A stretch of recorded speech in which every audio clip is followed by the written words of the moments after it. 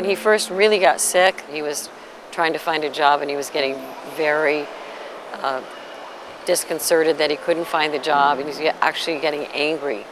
And he hadn't been the kind of person that would get angry very much. We had to go to Europe on business. We went, and while we were there, we got a call that he was in a mental hospital. And we thought there was a major mistake, but we flew back immediately and got him out of the mental hospital immediately, took him home. The next morning, he was out in the backyard with my husband, and he just started jumping up and down and doing strange things, and it was a shock to see him acting irrationally and strangely in ways that we couldn't understand or explain. So it was like night and day from when we saw him before we left and when we came back. I felt like half of my identity, specifically the right half, like half my awareness vanished. Like there was a void there. And it's like there was kind of a dark, in a sense, like a dark whirlpool in my thoughts in that part of my head.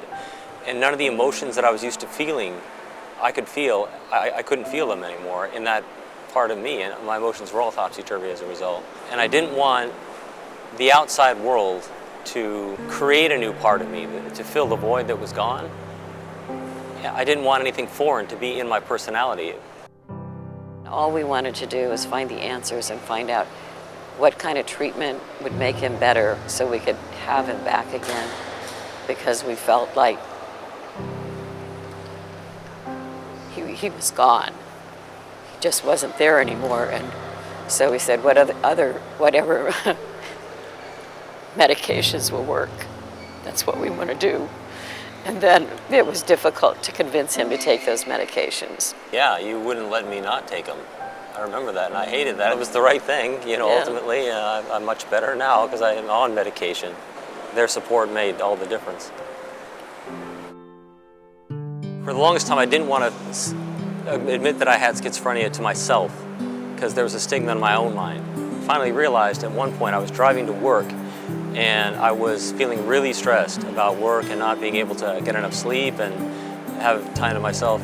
I called my dad up to tell him this. He said, well, you know, it's okay to be a little bit late to work. It's okay because you're doing a great job, and just so you get your work done, that's the main thing. And that's when it hit me, yeah, there still is something amiss in my health, something different about my condition than for the average healthy person.